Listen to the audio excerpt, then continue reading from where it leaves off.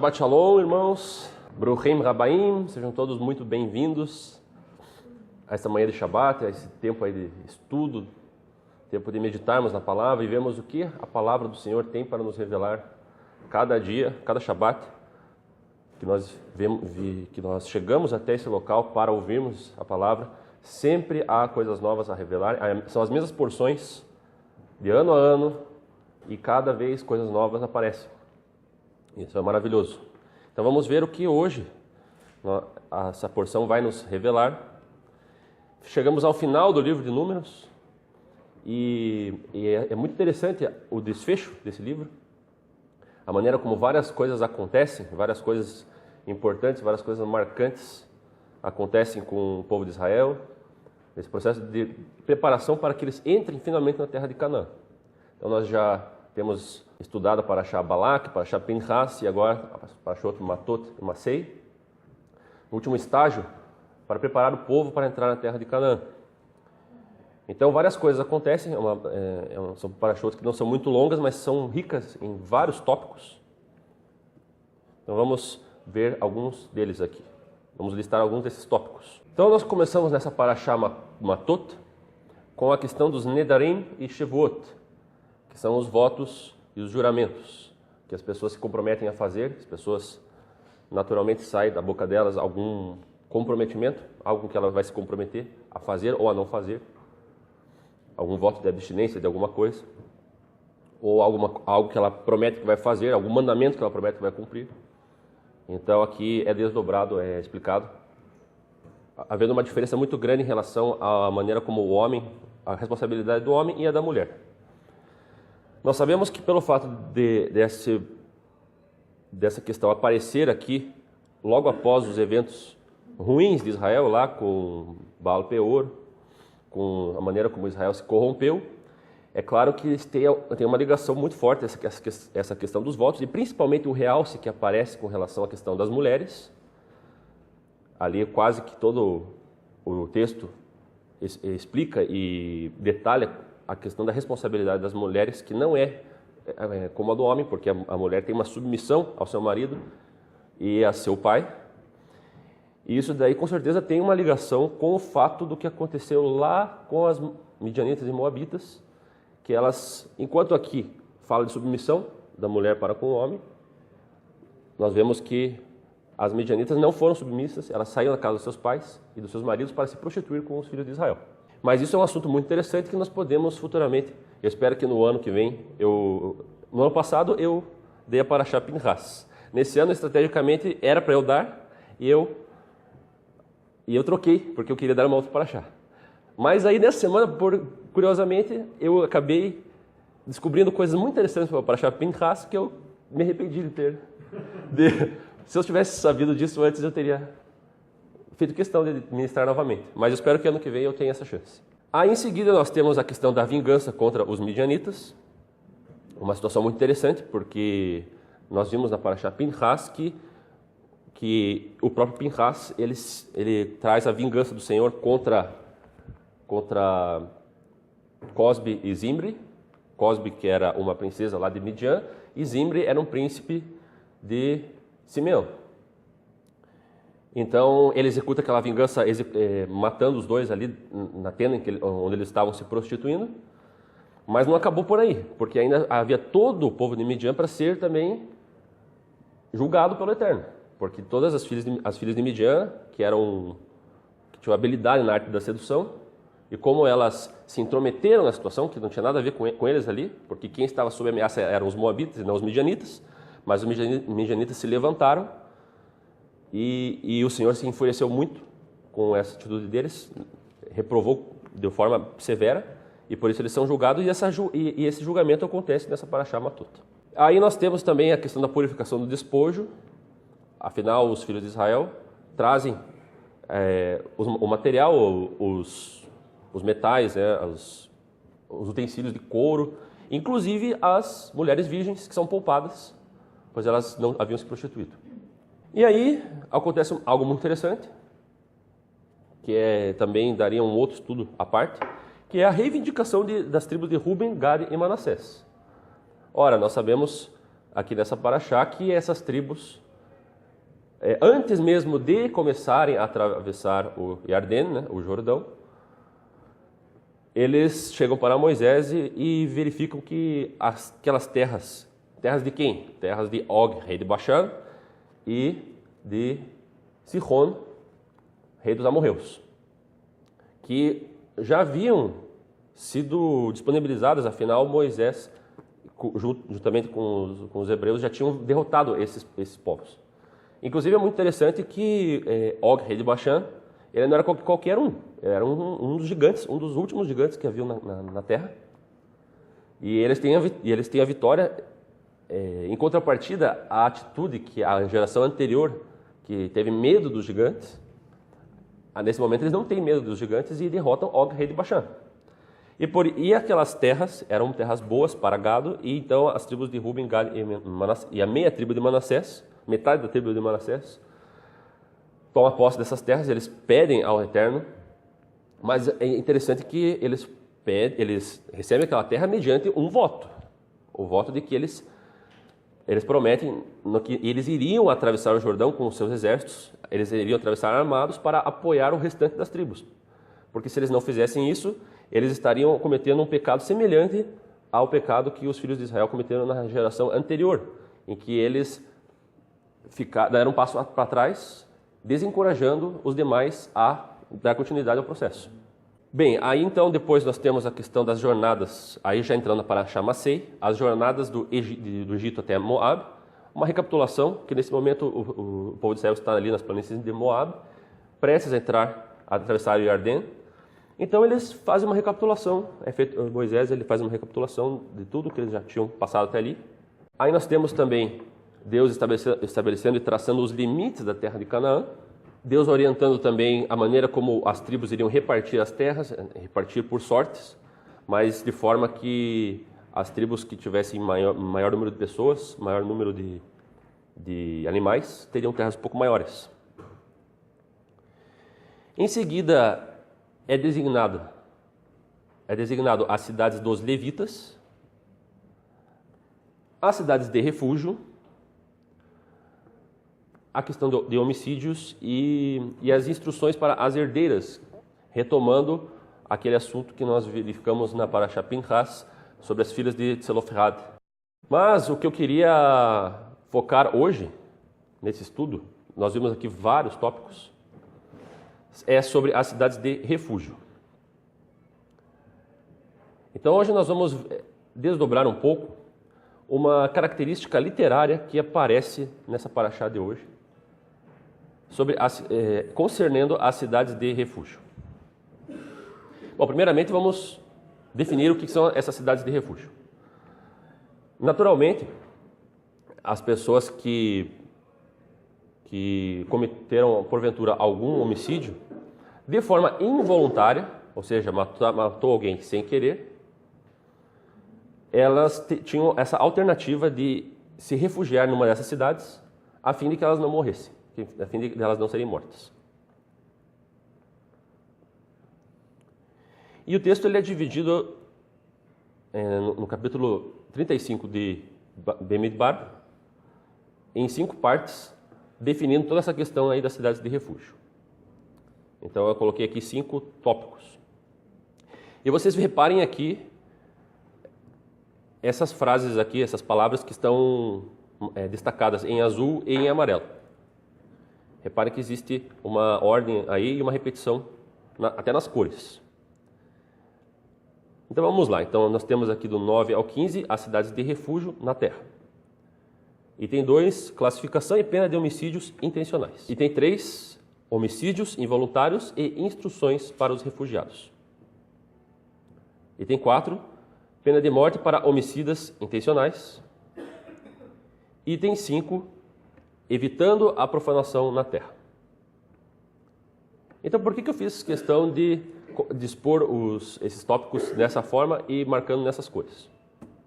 Aqui nós temos que entender um elemento da literatura que aparece na Bíblia, não só na Bíblia, mas em outras obras literárias, que é a estrutura quiástica. É uma forma de organizar o texto com um determinado propósito. a saber, enfatizar ideias paralelas. Então, existem várias formas de você estruturar uma frase ou um texto nesse formato. Por exemplo, se você tem um texto com uma ideia A, aí depois você tem logo em seguida uma ideia B, e você conclui com a própria ideia A. Ou então, quando você tem uma situação em que você tem uma ideia A, que implica numa ideia B, e a B acaba implicando na ideia A novamente. Você tem uma afirmação com uma resposta que tem a ver com a própria afirmação. Ainda podemos fazer algo mais complexo, como você tendo uma ideia A, seguida de uma ideia B, que a princípio é diferente da ideia A, mas tem a ver, para realçar um ponto C que vai ser defendido pela própria ideia B e A numa disposição inversa. Que é, por sinal, o que nós vamos encontrar aqui nesse trecho da Paraxá. Um exemplo disso, muito clássico, é aquela citação em Mateus 23, 11 e 12. Aquela sentença lá. Quem se exaltar será humilhado e quem se humilha será exaltado. Então veja que nós temos uma ideia A de exaltação, de quem se exaltar. A exaltação leva à humilhação, porém a humilhação leva à exaltação. Então, uma ideia A levando a uma ideia B e a ideia B levando a ideia A. E como nós vemos isto acontecendo nesta paraxá? Então vamos recapitular agora aqueles itens e vamos nominar eles dessa forma. Então nós temos o item A1 falando assim, a cidade, que é o tema principal aqui, as cidades de refúgio na terra.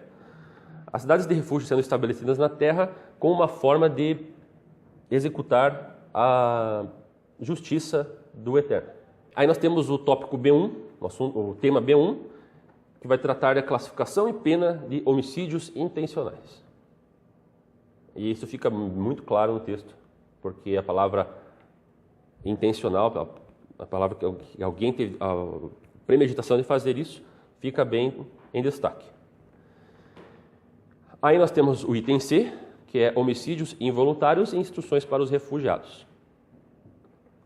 Em contrapartida, a situação B1, em que os homicídios eram intencionais, aqui é para caso de homicídios involuntários. Aí nós temos o item B2, na sequência, que vai falar novamente sobre a pena de morte para homicídios intencionais, ou seja, fazendo um paralelo com B1, fazendo uma ligação direta com B1. E aí nós terminamos, então, o texto com o item A2, que vai fazer também um paralelo com o item A1, que está falando aqui também de se evitar que a terra seja profanada pelo derramamento de sangue para que haja justiça na terra. Ou seja, de algum modo faz uma ligação com o item A1. Então, primeiramente, como eu falei, cidades de refúgio são cidades para onde um homicídio involuntário pode fugir. Ou seja, é decretado para ele um exílio. Ele tem que partir para o exílio e gravem essa palavra exílio, que ela vai ser muito importante hoje.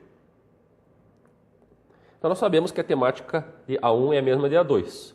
O estabelecimento das cidades de refúgio para que haja justiça na terra, para que evite-se a profanação da terra.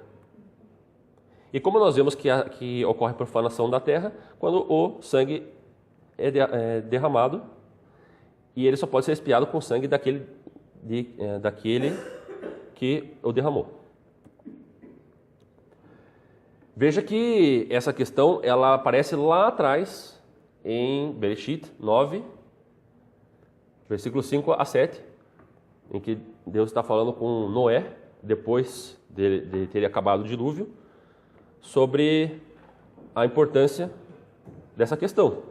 Ou seja, quem derramar sangue do homem, pelo homem terá o seu sangue derramado. Lembre-se de que, de acordo com o judaísmo, Deus fez um pacto com Noé, dando 7 leis a ele.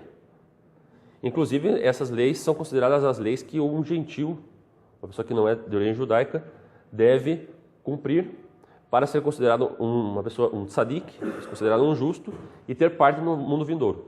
Dentre elas, uma delas é a questão do derramamento de sangue. E depois nós vamos voltar nessa tecla, da questão de quem não é judeu, como isso está enquadrado. Tanto o homicídio involuntário quanto intencional requerem expiação à morte. Então, logo, essa questão do homicídio está naturalmente conectada com a morte. Isso aí é indiscutível. Só que, enquanto que lá na primeira parte do texto, em que nós vemos a instituição das cidades de refúgio, nós temos aqui uma saída que é o exílio. Já no final, quando ele fala da questão de que é necessário que não haja profanação da terra, ele explica isso como que é necessário que a morte expie o sangue derramado. Mas como A1 e A2 estão conectados, então naturalmente nós já vamos começar a entrar no ponto de convergência aí entre exílio e morte. Então vejam que existe uma comparação que o texto faz. O texto coloca em evidência o homicídio intencional e o homicídio involuntário. E nos versículos 31 a 32, ele compara de uma forma mais específica, ainda dizendo que não há resgate nem para o homicida intencional, nem para o homicida involuntário. Agora, por que a Torá ela traz essa questão do homicida, da pessoa que mata intencionalmente, para explicar aquele que matou sem intenção?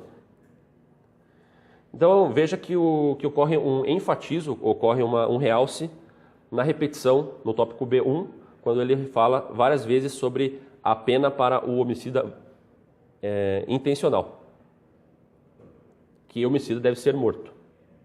Então, até aqui nós já vimos claramente que o homicida intencional ele deve ter o fato de ele ter matado alguém deve ser expiado com o sangue. Mas agora a Torá ela vai voltar para o foco, o cerne desse estudo, que é para o homicida involuntário. Então a Torá utiliza um caso do homicida que é intencional para, na verdade, trazer algo maior, que é para o intencional, o involuntário. E qual que é a grande diferença entre os dois? Na verdade, pela misericórdia do Eterno, a princípio, toda morte que é causada deve ser remida com o sangue. Mas o Eterno tem misericórdia daquelas pessoas, pois ele analisa a intenção dos corações delas. Ele não simplesmente vai dar o mesmo julgamento para alguém que teve aquele desejo e matou com a premeditação, e a outra pessoa que matou alguém sem intenção, por descuido. Mas a justiça deve ser executada no final das contas. Por isso, ocorre uma equalização nesse ponto com a questão do exílio e com a questão da pena de morte. O exílio, na verdade, é uma misericórdia do Eterno para diferenciar a intenção do coração daquela pessoa.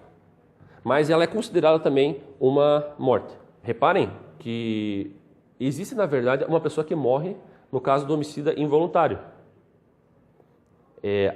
A expiação dessa pessoa só é completa com a morte de quem?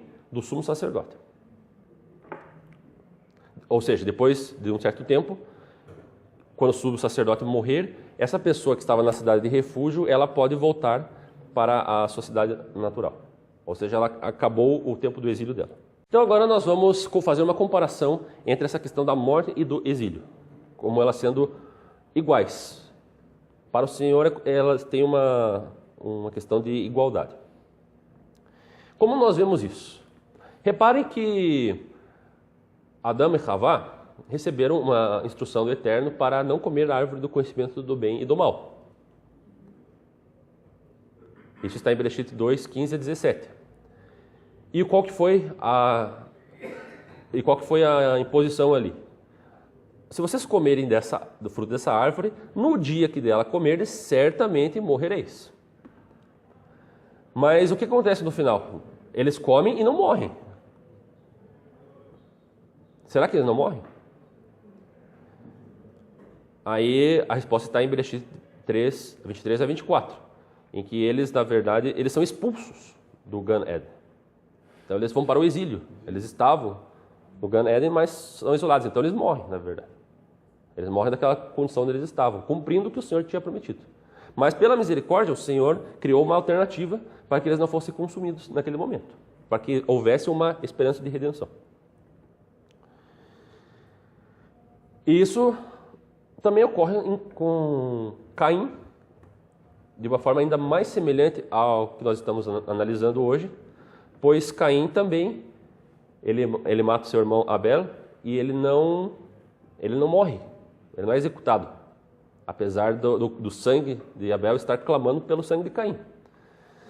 Mas o Senhor determina, agora você será fugitivo na terra, você não poderá mais ficar no local onde você está. Então ele também vai para o exílio. E um caso mais interessante ainda, abrangendo já para todo o povo de Israel, é o próprio exílio de Israel. O exílio e a diáspora, que até hoje o povo de Israel ainda está na diáspora. Por quê? Porque eles pecaram, eles fizeram todo tipo de abominação que o Senhor falou para eles não fazerem, e aí eles foram expulsos da terra. A terra os expulsou. Nós já falamos isso aqui umas parashut, algumas semanas atrás, que a terra os lançaria para fora.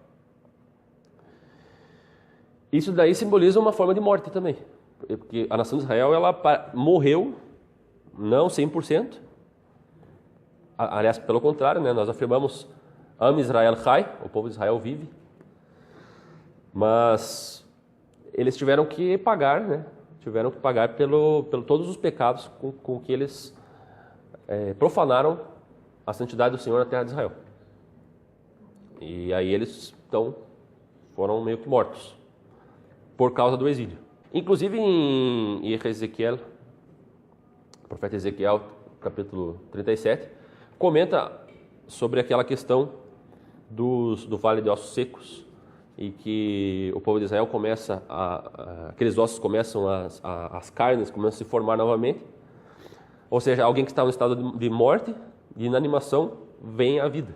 Agora vamos, pulando um pouquinho para Haftará, que está em Irmiyahu, capítulo 2, versos 4 a 28, nós vamos ver agora uma outra temática que também causa a questão da morte, que é os outros pecados da idolatria e prostituição. Aqui nós estamos vendo o caso dos homicídios, que levam à morte. Mas há outros pecados muito graves que levam à morte também, que é o pecado da idolatria e prostituição. Pecados esses que nós já vimos o desdobramento disso nas parashut anteriores, parashut de Balak e Pinchas. Então, todos esses pecados eles também levam o povo a ter que haver uma expiação pelo sangue. Agora, vamos pegar então aqui o que nós estamos falando da Parashá, juntando com os assuntos das Parashot anteriores, e vamos comparar com as 4 orientações que são dadas para os gentios na discussão lá dos apóstolos em Atos 15. Quais são as coisas que os gentios devem se abster? Prostituição, idolatria e sangue. Ou seja, e inclusive também não comer sangue. E agora nós vamos fazer uma abordagem messiânica. A Torá, ela, em muitos momentos, ela tem esse enfoque de trazer algo a mais, além daquilo que o Pshat nos diz, mas algo já com uma revelação messiânica. E quando nós vemos isso acontecer na Torá? Quando nós vemos aspectos envolvendo ressurreição, aspectos de vida renovada, resultado do livramento da morte, e aspectos da vitória e renovação da vida através da morte. Nesses momentos, a Torá nos ensina aspectos do Messias. Falando agora nessa questão de vida, do surgimento de vida, onde antes não havia vida, nós vemos lá novamente em Bereshit que as coisas vivas foram criadas primeiramente, começaram a ser criadas no 3º dia. O maço de cevada das primícias que eram levadas ao sacerdote para ele mover e considerar como aceito pelo ofertante, era ocorrido no 3º dia, que era justamente o momento em que Yeshua ressurge dentre dos mortos no 3º dia, né, na festa de Pêssar. O profeta Ioná, ele foi engolido por um grande peixe, porque ele desobedeceu ao Senhor, se rebelou contra o Senhor, então ele foi engolido, ou seja, foi morto. Mas aí ele ressurge milagrosamente no 3º dia também. E outra situação que ocorreu no terceiro dia, que também envolve um aspecto de ressurreição, é Isaac. Quando Abraão foi imolar o seu filho, na verdade foi no terceiro dia que o Senhor se levantou e não, pare, não faça mais nada. Já foi aprovado, já viu que seu coração estava disposto a me obedecer. Foi no terceiro dia. E notem que foram designadas 3 cidades de refúgio também. 3 para o lado ocidental do Jordão e 3 para o lado oriental. Porque, a princípio, eram para o povo ficar apenas do lado ocidental do Jordão. Mas as tribos de Ruben, Gad e Manassés, 3 tribos, quiseram tomar a parte do lado oriental. Eu vou recorrer àquela brincadeira que o Jacob gosta muito de fazer, na qual eu já aderi também. Nós já vimos isso antes. O que nós já vimos isso antes? Nós já vimos uma situação em que o exílio torna-se necessário para uma situação que tem a ver com pecado e morte. E que situação é essa? Qual outra situação leva alguém a ir para o exílio?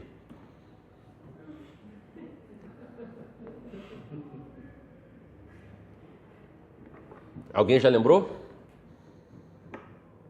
Situação em que a pessoa peca e ela tem que ir para longe? Vamos lembrar então para Parashá Metzorá agora. Na Parashá Metzorá, a pessoa que em um dado momento era vista possuindo tsarat em seu corpo, possuindo aquela enfermidade de pele, se considerada realmente tsarat, definitivamente pelo sacerdote, ela partia para o exílio. Tchau. Até nunca mais. Fique lá, na tua lá, vivendo escondido na caverna e não nos incomode. Basicamente era isso. Não tinha muito lero-lero, não. Então ela não podia sequer entrar na presença de Adonai. Lembrando que a tsarat era uma aflição que que vinha do próprio Adonai. Adonai visitava a pessoa com essa enfermidade e somente ele poderia curá-la. Não havia nenhum tipo de cura. Não era. Mas hoje tem cura para lepra. Mas essa tsarat aqui não é lepra, não é a hanseníase. Mesmo se alguém hoje tivesse tsarat, provavelmente não poderia ser curado pela medicina.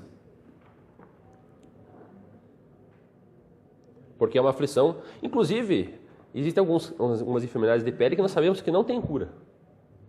Como, por exemplo, a hiperqueratose. Uma enfermidade que corre na pele e não tem cura. Tem tratamento, tem como aliviar, mas ela pode ressurgir a qualquer momento. Ou a própria psoríase não tem cura. Só o Senhor pode curar essas coisas. Acho que muitos de vocês já devem ter visto filmes de zumbis. E é bem isso que acontece. A pessoa ela fica perambulando por aí, atrás de comida e só. Porque ela não faz mais nada. Além disso. Então, em estado de morte, na prática, né? Estado de morte, a diferença é que a pessoa se movimenta. Mas ela perde também o convívio social, perde seus sonhos, seus projetos, seus amigos, perde tudo. Aí é que eu quero fazer ligação com o Metzorá e com o homicida involuntário.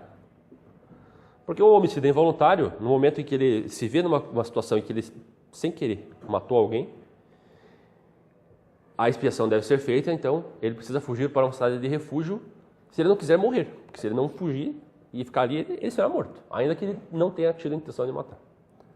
Porque a Torá nos diz que a pessoa que vingar o seu sangue, a culpa não recairá sobre aquela pessoa. Então ele vai para a cidade de refúgio, que é a única chance dele.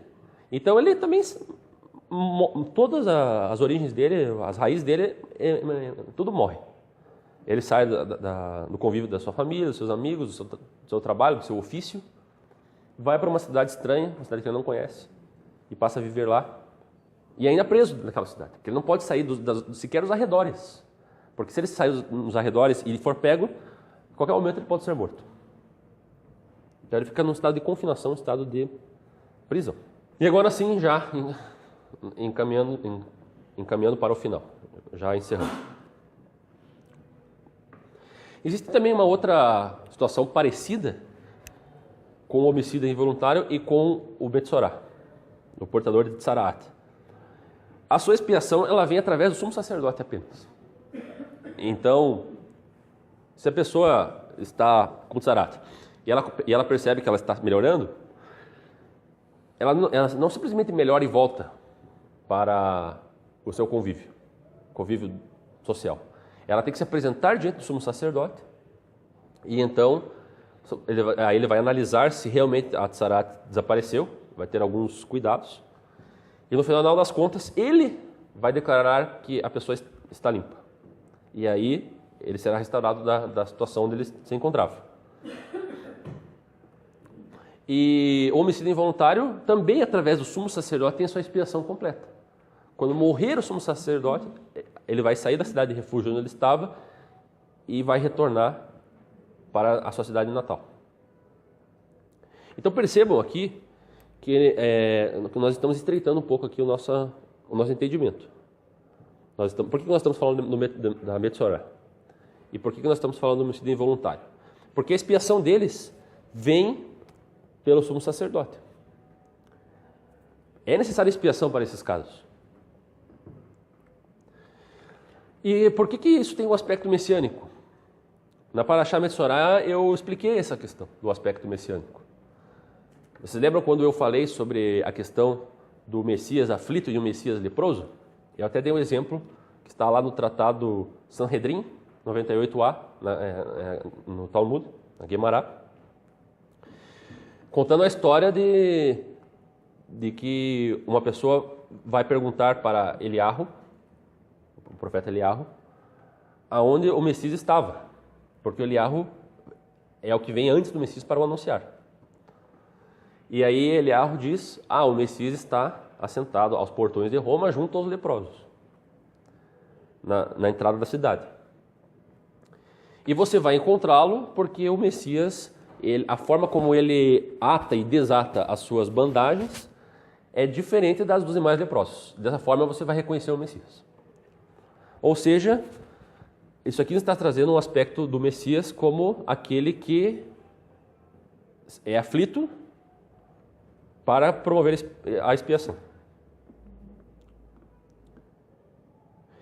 E outro aspecto que nós vemos aqui é a questão da expiação através do sumo sacerdote, que o próprio Messias também é um sumo sacerdote. Nós sabemos isso através de Hebreus, a carta dos Hebreus, mostra que o Messias também é um sumo sacerdote. E agora eu queria chegar aqui no clímax, né, da mensagem de hoje, no ponto final, que é, e como nós nos enquadramos nisso? Por que eu estou falando de homicidas involuntários? É aqui que eu queria chegar. Então, nós fizemos comentei vários detalhes aqui sobre as cidades de refúgio, até a estrutura do texto, apontando de uma forma mais enfática para essa questão aqui. Por que a Parashá hoje está trazendo essa ênfase para o homicida involuntário? Por que cidades de refúgio? Porque, na verdade, cada um de nós é um homicida involuntário. Por que nós somos homicidas involuntários? Aqui que vem a questão que todos vocês devem entender. Nenhuma pessoa, ela vive para pecar. É que quando eu falo homicídio involuntário, eu já estou abrangendo também para outros pecados, como da prostituição e da idolatria. Mas nós não vivemos para pecar intencionalmente. Hasvi Halila. Que Deus nos livre disso. Nós não justificamos os nossos pecados com a expiação do Messias, a ponto de que, não, eu vou viver e vou pecar, não tem problema, porque o Messias já expiou. Dessa forma, nós estamos sendo homicidas voluntários, nós somos homicidas intencionais. E aí não haverá resgate, não haverá redenção para esse tipo de pessoa. Será exigido o sangue. Mas para o homicídio involuntário há uma alternativa. Então, por que nós somos homicidas involuntários? Porque nós matamos o Messias, só que sem intenção de matá-lo. Nós não pecamos para, eu vou pecar, porque aí eu sei que o Messias vai ser morto lá e pronto. Não, ninguém pensa isso. Ninguém pensa em pecar premeditadamente, já sabendo da redenção. Nós pecamos, que os nossos pecados sejam involuntários, que eles sejam acidentes no caminho. Não a nossa forma de viver.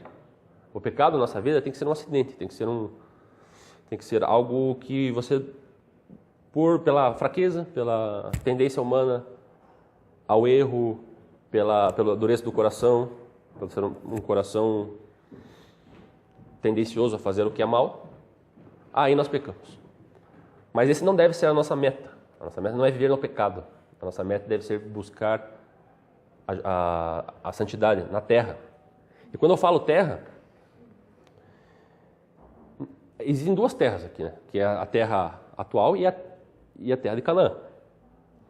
A terra de Canaã que os hebreus estavam para entrar. E eu já falei isso em porções anteriores, que a terra de Canaã representa o reino dos céus. Só que nós não estamos lá ainda. Nós estamos ainda presos nessa terra, provisoriamente, até que vai chegar o momento em que nós iremos para o mundo vindouro. Mas desse mundo vindouro, nós devemos andar nessa retidão que existe já no reino dos céus, na terra de Canaã. Não é à toa que as tribos de Gad, Manassés e Ruben anteciparam, porque eles estavam ansiosos para tomar a terra. Isso tem um significado que também esteja o nosso desejo de antecipar a vinda do reino dos céus. O próprio Messias disse, Yohanan, o imersor, e Yeshua depois dele disseram, arrependei-vos, pois é chegado o reino dos céus. Mas o reino dos céus ainda não se completou da forma como nós sabemos que ele vai vir. Mas quando ele fala é chegado, comecem a andar na justiça, ou seja, comecem a andar não buscando o pecado, mas buscando a retidão. E o pecado será apenas um tropeço, né? Um acidente no meio do caminho. E é nesse sentido que o Eterno nos dá a alternativa de não sermos mortos, mas irmos para uma cidade de refúgio, onde nós vamos aguardar o tempo final da expiação dos nossos pecados, e aí voltaremos para a terra dos nossos pais. Para onde? Para o Gan Eden, para a terra, para a configuração inicial como Deus criou o homem para viver. Amém? Shabbat Shalom a todos. Uma boa semana para todos vocês.